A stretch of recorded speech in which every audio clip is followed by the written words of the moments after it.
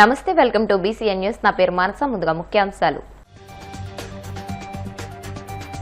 తిరుచానూరు పద్మావతి అమ్మవారిని దర్శించుకున్న Maharashtra governor, NDA ఉపరాష్ట్రపతి అభ్యర్థి సిపి రాధాకృష్ణన్. ఆలయ మర్యాదలతో స్వాగతం పలికిన అధికారులు. అడవుల ద్వారా మయన్మార్ కు భారత యువత.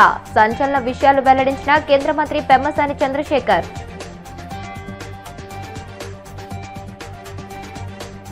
తిరుమలపై ప్రతిరోజు బురద చల్లుతున్న భూమన కరుణాకర్ రెడ్డి తిరుపతిలో ఉండేందుకు అర్హుడు కాదు. టీటీడీ చైర్మన్ బిఆర్ నాయుడు ధ్వజం.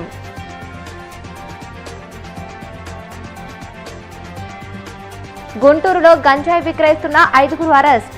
నిందితుల నుంచి 1150 గ్రాముల గంజాయిని స్వాధీనం చేసుకున్న 3 టౌన్ పోలీసులు. తిరుచానూరు శ్రీ పద్మావతి అమ్మవారిని మహారాష్ట్ర గవర్నర్, ఎన్డీఏ ఉపరాష్ట్రపతి అభ్యర్థి సిపి రాధాకృష్ణన్ దర్శించుకున్నారు. తిరుమల శ్రీవారి దర్శనం కోసం రేణిగుంట విమానాశ్రయానికి చేరుకున్న ఆయన తొలుత తిరుచానూరు పద్మావతి అమ్మవారి సేవలో పాల్గొన్నారు. ఆలయానికి చేరుకున్న రాధాకృష్ణన్ కు మంత్రి Narayana, TDP chairman BR Naidu, EO Syamala Rao, పలువురు ప్రజాప్రతినిధులు, అధికారులు స్వాగతం పలికారు. అనంతరం అమ్మవారిని దర్శించుకుని ప్రత్యేక పూజలు నిర్వహించారు. దర్శనానంతరం అమ్మవారి తీర్థ ప్రసాదాలను అధికారులు అందజేశారు.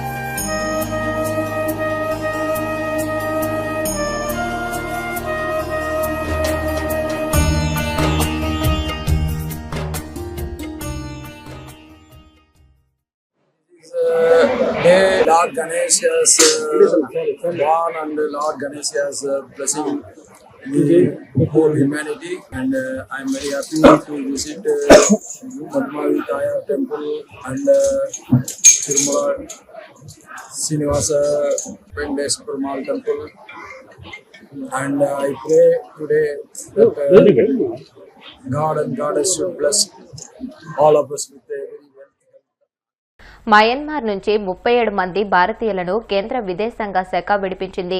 వారిలో ఏపీకి చెందిన 4 తెలుగువారు కూడా ఉన్నారని కేంద్ర మంత్రి పెమ్మసాని చంద్రశేఖర్ తెలియజేశారు. విశాఖపట్నానికి చెందిన 3, రాజమండ్రికి చెందిన 1 ఉన్నారని చెప్పుకొచ్చారు. ఢిల్లీ వేదికగా పెమ్మసాని చంద్రశేఖర్ ఇందుకు సంబంధించిన విషయాలను వెల్లడించారు. ఉద్యోగాలు ఇప్పిస్తామని యువతను ఏజెంట్లు మోసం చేశారని, నిరుద్యోగులను మోసం చేసిన వారిలో ఏపీ నుంచి తెలుగు ఏజెంట్లు ఉండటం దురదృష్టకరమని తెలియజేశారు. ఉపాధి అవకాశాలు కల్పిస్తామని థాయిలాండ్ తీసుకువెళ్లి అక్కడి నుంచి రాత్రిపూట అడవుల ద్వారా మయన్మార్ తరలించారని వెల్లడించారు. అమెరికా, యూరోప్ లాంటి దేశాల నుంచి ఆన్లైన్ మోసాలకు పాల్పడే యువతను చిత్రహింసలకు గురిచేశారని చెప్పుకొచ్చారు. మయన్మార్లో హ్యూమన్ ట్రాఫికింగ్ చేసి వీళ్ళని చిత్రహింసలు పెట్టి సైబర్ క్రైమ్లో వాడి వాళ్ళని హింసించినటువంటి వాళ్ళందరినీ ఈరోజు ఇండియన్ ఎంబసీ ఒక 37 మెంబర్స్ని రెస్క్యూ చేసింది. అందులో 4 తెలుగువారు ఉన్నారు.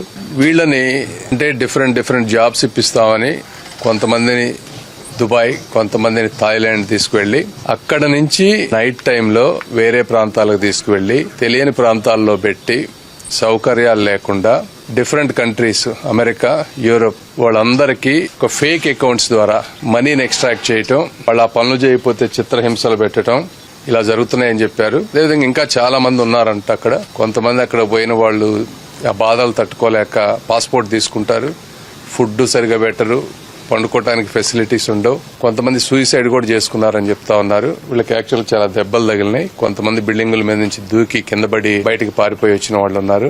నిరుద్యోగం ఉంటే ఉండొచ్చు, అంత మాత్రాన డెస్పరేట్నెస్ లో ఎవరితో పడితే వాళ్ళతోటి క్లారిటీ లేకుండా దేశ విదేశాలకు వెళ్లొద్దు. ఇందులో దురదృష్టకరమైన విషయం ఏంటంటే వారికి ఏజెంట్లుగా మనవాళ్లే ఉంటున్నారు.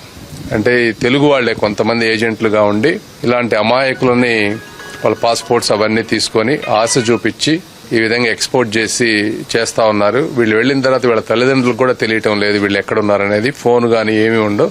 ఇలాంటి స్కాములకి దయచేసి మీరు పడొద్దని, అదేవిధంగా పేరెంట్స్ ఎవరైతే ఉన్నారో వాళ్ళు కూడా మీ పిల్లలు ఎక్కడికన్నా వెళ్తా ఉంటే 1కి 10 సార్లు చెక్ చేసుకోవటం, ఎంబసీ వాళ్ళతో కాంటాక్ట్ చేసుకోవటం, ప్రజాప్రతినిధులతో మాట్లాడుకోవటం, ఇవన్నీ దయచేసి చేయాలి. లేకపోతే చాలా ఇబ్బంది పడతారు. మద్దాల సాగర్ జగన్. మా ఏజెంట్ నేమ్ ఇచ్చి Bharat. Is Ravulapalem. Is very big scammer. చాలా మందిని ఇలాగే ఫ్రాడ్ చేస్తున్నాడు ఆయన రాజమండ్రి అని చెప్పి హైదరాబాద్కి తీసుకొచ్చి రూమ్కి అన్నిటికి ఫుడ్ ఇవన్నీ పెట్టుకొని తర్వాత ఆయన ఏమొచ్చి థాయిలాండ్ పంపించి స్పోకింగ్ ఇంగ్లీష్ క్యాష్ అని ఇవన్నీ అవన్నీ డబ్బులు చాలా తీసుకున్నారు. తర్వాత షో మనీ కానీ థాయిలాండ్ వెళ్ళడానికి టూరిస్ట్ కిందనని కాల్ సెంటర్ జాబ్ అని చెప్పారు. ఆయన కాల్ సెంటర్ జాబ్ అని చెప్పిన తర్వాత అందులో జాయిన్ అయిన తర్వాత వేరే జాబ్ అని తెలిసింది. అక్కడికి వెళ్ళినంత వరకు మాకు తెలియలేదు. ఆ జాబ్ ఏమొచ్చి స్కామ్ జాబ్. అది మన మైనమార్ ఆర్మీ వాళ్ళు కూడా ఇందులో సపోర్ట్ ఉన్నది. తెలుగు వాళ్ళు, మన ఇండియన్స్ చాలా మంది ఉన్నారు. లేడీస్ కూడా చాలా ట్రబుల్ పడుతున్నారు. ఉండలేక డబ్బులు కట్టించుకోవడానికి మాకు ఫోన్ పే కూడా అక్కడ అకౌంట్లు పనిచేయవు. ఫోన్లు ఏమైనా ప్రూఫ్స్ కానీ వీడియోస్ కానీ తెస్తే ఫోన్లు నేలకేసి కొట్టేవారు, పనిష్మెంట్లు ఇచ్చేవారు. చాలా నరకం అంటే నరకం చూపించారు. అందులోని లేడీస్ కూడా అయితే లేడీస్ కి డ్రగ్స్ ఇవ్వడం, వాళ్ళు చాలా సూసైడ్ అటెంప్ట్స్ కూడా చేశారు. తిరుమల తిరుపతి దేవస్థానంపై ప్రతిరోజు బురద చెల్లుతున్న భూమన కరుణాకర్ రెడ్డి తిరుపతిలో ఉండేందుకు అర్హుడు కాడని, ఆయనను నగరం నుంచి తరిమికొట్టాలని టీటీడీ చైర్మన్ బీఆర్ నాయుడు ప్రజలకు పిలుపునిచ్చారు. తిరుపతిలోని పద్మావతి అతిథి గృహంలో ఆయన మీడియాతో మాట్లాడుతూ టీటీడీపై జరుగుతున్న విష ప్రచారాన్ని ఆయన తీవ్రంగా ఖండించారు. టీటీడీపై బురద చెల్లితే ఊరుకునేది లేదని హెచ్చరించారు. వాస్తవానికి తిరుమల పవిత్రతను దెబ్బతీసేలా శేషాచలం కొండ కింద ఒబరాయ్ హోటల్కు స్థలాన్ని కేటాయించింది వైసీపీనేనని గుర్తు చేశారు. స్థలాన్ని వెనక్కి తీసుకోవాలని 2024 నవంబర్ 18న టీటీడీ బోర్డు సమావేశంలో తాము తీర్మానం చేసి ప్రభుత్వానికి పంపించామని అన్నారు. కానీ ప్రైవేట్ సంస్థలకు టీటీడీ భూములను దారదత్తం చేస్తోందని, భూమున ప్రజలను తప్పుదోవ పట్టిస్తున్నారని ఆగ్రహం వ్యక్తం చేశారు. కొంతమంది మా మీద ఒంటి కాలుతోని ఇది అన్ని కోట్లు పోయినాయి, ఇన్ని వేల కోట్లు పోయినాయి, అన్ని వేలు. అసలు నేను అడుగుతాను, వీళ్ళకి బుద్ధి జ్ఞానం ఉండవు. ఎందుకంటే ఆ ల్యాండ్ ఇచ్చింది ఎవరు? గత ప్రభుత్వం కదా. 20 ఎకరాలు నిన్ను ఎవడిమ్మన్నాడు టూరిజం ల్యాండ్ని? ముంతాజ్ హోటల్కి.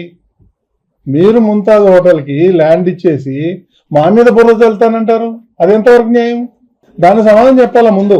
అది లేకుండా ఆ రేటు వేరే ఉంది, ఈ రేటు, ఇదేనా రియల్ ఎస్టేటా? 7 కొండలు కానుకున్నటువంటి ఈ ల్యాండ్ అయితే ఏదైతే ఉందో దానికి మనం విలువ కట్టలేము. అంత పవిత్రమైన స్థలం అది. దాన్ని 1 ఇంచు కూడా పోనీకి వీల్లేదు అనే మేము నిర్ణయం తీసుకున్నాం తప్ప ఇందులో ఎవరికి ఏమాత్రం ఉంటుంది? అవన్నీ తెలియకుండా ఇష్టం వచ్చినట్టు పబ్లిక్ని మిస్యూజ్ చేసి, మిస్లీడింగ్ చేసి ఏదో ఇచ్చేశారు. టీటీడీ ల్యాండ్స్ అన్ని ప్రైవేట్ వాళ్ళకి ఇచ్చారు. ఎవరు ఇచ్చారు ప్రైవేట్ ల్యాండ్? మీరు కదా ఇచ్చింది. దానికి మీరు సమాధానం చెప్పాలి. ఎందుకు ఇచ్చారు ముంతాజ్ హోటల్కి 20 ఎకరాలు? ప్రైవేట్ ఆయనకు ఎవరో ఎంఆర్కే ప్రాజెక్ట్కి 5 ఎకరాలు ఎందుకు ఇచ్చారు మీరు? దాన్ని చెప్పండి ముందు. మీరు ఆ పంచాయతీ లేకపోతే మీరు కనుక ఈ 25 ఎకరాలు ప్రైవేట్ వాళ్ళకి ఇవ్వకపోతే, ముంతాజ్ హోటల్ ఇవ్వకపోతే ఈ సమస్య వచ్చేదే కాదు. టీటీడీకి ఏం సంబంధం దీంట్లో? ప్రతిదీ బోధజాల కార్యక్రమం పెట్టుకున్నారు కదా. సో దీనికి ఏదో మేము తప్పు చేయలేదు, వెనకపోయే సమస్య లేదు. ఒక ఆయన అంటాడు సిబిఐ ఎంక్వైరీ. సిగ్గుండాలి మీరుగా మాట అంటానికి. సిబిఐ పేరు ఎత్తానికి మీ అర్హత లేదని చెప్తా నేను. 13 ఏళ్ల నుంచి కేసులు పోకుండా తప్పించుకొని తిరుగుతున్న దొంగలు మీరు. మీకు సిబిఐని ఎట్లా చేయాలి, న్యాయ వ్యవస్థను ఎట్లా మేనేజ్ చేయాలి, కోట్లు టన్నులు డబ్బులు మీరు సంపాదించుకొని పెట్టుకొని మీరు అన్నింటినీ కొంటారు, అందరినీ కొంటారు. మాట్లాడితే ఒక పెద్ద మనిషి అంటే సిబిఐ అంటే సిబిఐ అంటే మీకు అంత చీప్ అయిపోయిందా? ఇక్కడ లేరా స్టేట్ల ఆఫీసర్లు ఎంక్వైరీ చేయడానికి? కాబట్టి ఇప్పటికైనా మీరు బుద్ధి మార్చుకొని మీరు చేసిన తప్పులకి చంపలేసుకొని ముక్కు నేలకు రాయండి, అప్పుడైనా మోక్షం జరుగుతుంది మీకు. మొత్తం కోట్లు టీటీడీ నిధులు మింగేసి ఇప్పుడు మా మీద బురద తెల్లాలంటారు మీరు. తిరుమల యొక్క పవిత్రతను దెబ్బతీయాలనుకుంటారు మీరు. ఇది ఎంతవరకు సమంజసం? ప్రపంచంలో ఉన్నటువంటి హిందూ బంధువులకు అందరికి కూడా మేము విజ్ఞప్తి చేసేది ఇదే. ఈ బోర్డు వచ్చినప్పటి నుంచి ఎంతో హానెస్ట్గా నీతి నిజాయితీగా టీటీడీ కోసం పాటుపడుతున్నాం అపర్నిషులు. ఎలాంటి అవకతవకలు చేయకుండా హానెస్ట్గా తిరుమల యొక్క పవిత్రను కాపాడాలి మేము అనే ఒక ఏకైక ఉద్దేశంతో భక్తులకు సౌకర్యాలు కల్పించాలి. మేము ఆ బిజీలో ఉంటే వీళ్ళు రోజు బురద చల్లుతాడంట. నిన్న అంటారండి, ఇందాక రోజు మాట్లాడతారు టీటీడీ మీద. ఇకేం పని లేదా వాళ్ళకి? మీలాగా దొంగలు ఉంటారు అందరూ.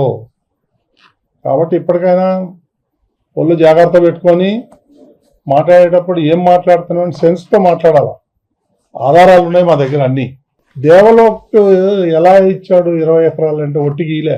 అజయ్ కుమార్ అని అతను కలిశాను, ఆయన ఇచ్చిన కంప్లైంట్ కూడా ఉంది నా దగ్గర. ఆయన్ని మంగళగిరికి పంపించి ఆ ప్యాలెస్లో పాయింట్ బ్లాంక్ పెట్టి 20 ఎకరాలు వెనక్కి తీసుకున్నారు. అంత అవసరం ఏమొచ్చింది నీకు? ముంతాజ్ హోటల్కి 20 ఎకరాలు ఇవ్వాలి, వాళ్ళు అబోదీపం అంటున్నాడు. ఇప్పుడు కోర్టులకు పోతున్నాడు, కోర్టుల చుట్టూ తిరుగుతున్నాడు. అతను మా దగ్గరికి వచ్చాడు, మేమేం చేయగలుగుతాం? ఇంత అరాచకం చేసి అన్యాయం చేసి ఆయన దగ్గర భూమి తీసుకొని ముంతాజ్ హోటల్కి ఇచ్చి వాళ్ళ దగ్గర కోట్ల రూపాయలు మీరు లంచాలు తీసుకొని ఈ విధంగా చేసి ఇప్పుడు మా మీద బురద చేస్తారంటే ఎట్ట కుదురుతుంది? ఇది న్యాయమా, ధర్మమా? ఆలోచించండి ఒకసారి. అసలు పొమ్మన కరుణాకర్ ఈ తిరుపతిలో ఉండటానికి అర్హుడు కాదు అని తరిమి కొట్టాలి తిరుపతి నుంచి ప్రజలు. పెద్ద గజ దొంగ ఇంతనా? రోజు బురద చల్లుతాడు. చల్లు బురద, చూసుకుంటాం మేము కూడా. నిజం ఎవరో దాచలేరు, నిజం ఎప్పటికైనా బయట. ఇప్పుడు కాసేపు ప్రకటనలు.